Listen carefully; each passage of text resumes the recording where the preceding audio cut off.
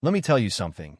There's no feeling quite like sipping black coffee at dawn and watching an $80,000 BMW X5 sink axle deep in the mud pit you engineered with your own two hands, just for kicks. Picture it. Steam shooting from the hood, hazard lights flashing like it's New Year's Eve in Vegas.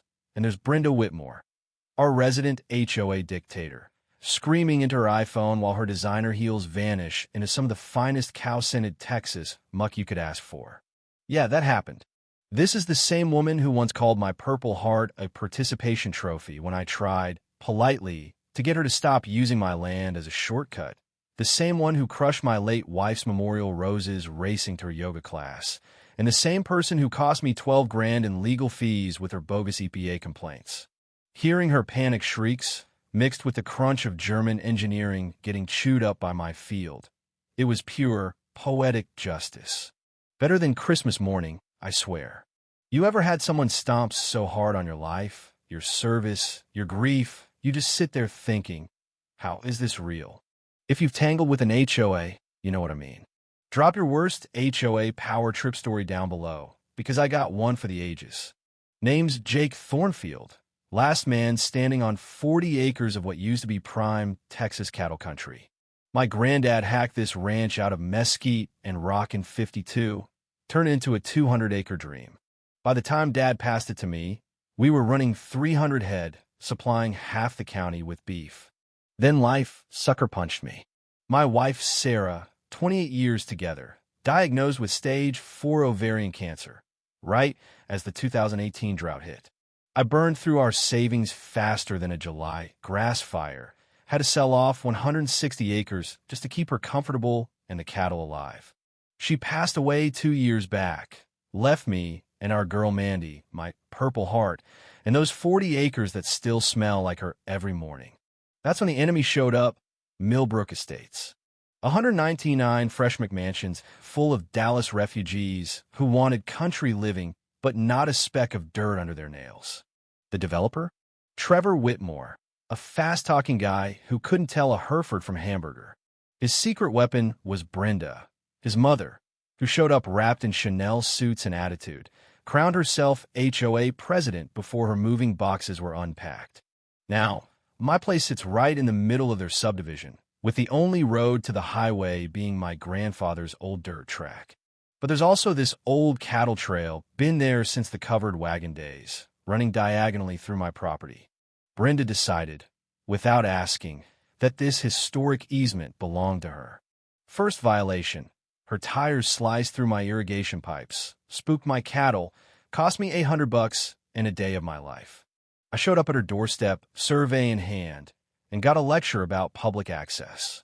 When I said private property, she just laughed this nasal, chalkboard screech laugh, and told me, listen, cowboy, this isn't 1950. We have places to be, and your little hobby farm shouldn't block progress. Fun fact, Texas property code needs 25 years of hostile use for adverse possession, and just driving over someone's land doesn't cut it. But she wasn't listening. Next day, more tracks, this time through Sarah's vegetable garden. So I put up no trespassing signs. Next day, the signs shredded, and there are tire marks through Sarah's memorial roses, bushes she'd planted after her first round of chemo, each one a little victory. Brenda's reason? Emergency shortcut. Madison needed to get to violin lessons. The smell of crushed petals and rubber is burned in my brain. That's when I knew this was a war. Brenda saw my pain and my service as weakness. She figured I'd roll over. Big mistake. She wasn't sneaky about it anymore. Every morning, 8 a.m. sharp, her BMW tore across my pasture like a tank. And soon, she had a convoy. Patricia in her black Range Rover, Diane in a Lexus, barreling through at 45 miles an hour, calling it safety inspection of the easement. Their arrogance could have powered Dallas in August. Watching those SUVs get stuck in the spring mud was like a National Geographic special on invasive species. But the damage? Cracked pipes, spooked cows, milk production down 15%, according to DR. Martinez, my vet, plus $2 grand in repairs, and Sarah's memorial garden reduced to tire tracks. 3 years I watched Sarah tend those roses between chemo sessions. Now, roadkill. That's when Mandy, my daughter, jumped in. She's got a brain sharper than barbed wire. Dad, let's check the courthouse records. If she claims she's got rights, make her prove it. So we hit the county archives. 3 hours and a half a box of dust later. Nothing. No easement. Not in any title transfer. Not in any development plan.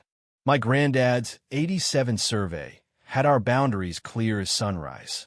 Lesson from my Army engineering days. Verify the enemy's claim before you counterattack. So, I filed trespassing charges with the sheriff.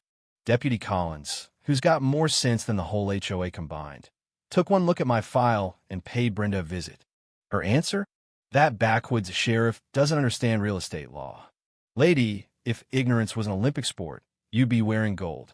When legal threats didn't work, Brenda went nuclear. A blizzard of complaints to the county, the EPA, even the IRS. Claimed my chickens were a noise hazard, demanded $12,000 soundproofing for my coops. She wanted to silence chickens in rural Texas. I laughed so hard I nearly cried. Local gossip finally spilled her secret. Trevor's big development plan needed a new access road, right through my land. Grandpa told him where to shove those blueprints years ago. Now Trevor's got 12 unsold lots and no buyers because Brenda can't get her shortcut. This wasn't about me at all. It was about their business going belly up. As the rains came, my fields turned into a luxury car slip and slide. The whole town started rallying behind me. The feed store suddenly couldn't find anything Brenda needed. The diner served her decaf by mistake. Texas justice, small town style. But Brenda was just getting started. Installed Ring cameras pointing at my land, called it documenting agricultural hazards. Filed complaints about unlicensed dairies, pollution, you name it. When I got my summons to appear before the county zoning board, it felt like walking to the gallows. Brenda showed up with PowerPoint slides, aerial photos, and accusations about everything from water contamination to illegal breeding. Lucky for me, my dad kept records military style, tax exemptions, AG certificates, neighbors ready to testify. When Inspector Johnson confirmed we were clean, watching Brenda's case collapse was pure fireworks. But she doubled down, anonymous complaints, IRS letters, even threats to the local paper. My own research turned up mortgage records. Trevor was $2 million in debt, on the verge of foreclosure, and Brenda was desperate. The next escalation? A ransom note. Sell the farm or face consequences. $50,000 for permanent easement rights. The handwriting was pure Brenda. My counter? Trail cameras. I caught her at 2 a.m. with hired goons, dumping grass clippings, measuring my fences, sabotaging equipment. So I rigged the irrigation sprinklers to trigger when anyone sped through. First hit Patricia's Range Rover, sunroof open, soaked in farm water. The screams? Priceless. My lawyer, Jennifer Walsh, dug up a case, Williams v. Suburban Estates, proving HOAs can't manufacture easements through harassment, and they owe punitive damages for trying. Now I had legal ammunition, and Brenda had a ticking clock. Then she pivoted, started a fake environmental committee, handed out cash for complaints, hired her nephew posing as a scientist to claim my cattle were killing the groundwater. The guy's degree?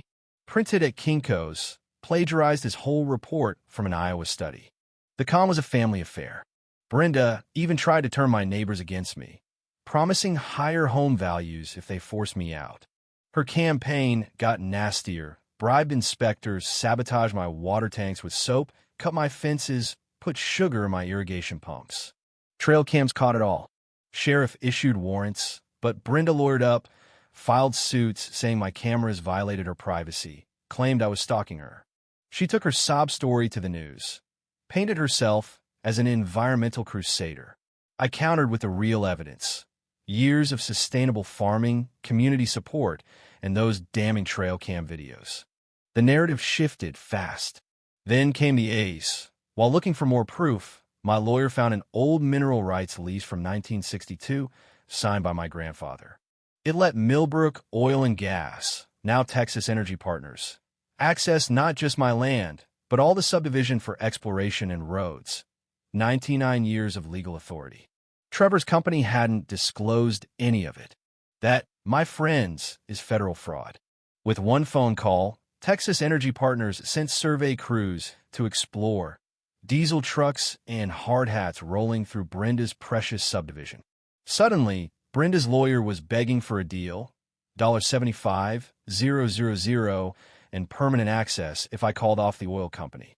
But for the first time, I had real leverage. Insurance companies pulled coverage, agents refused to sell Trevor's lots, and the whole subdivision turned on Brenda.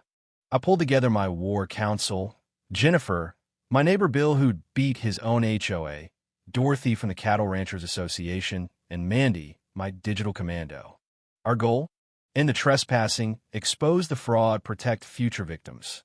Turns out, Trevor had swindled his own residents, bribed inspectors, and diverted $400,000 from community funds for his personal use. We found a better route for their road, too, through Trevor's vacant lots, not my land, and at a fraction of the cost. We organized a town hall, media, officials, angry residents, the works. Brenda showed up with her lawyer and private security, strutting like she owned the place.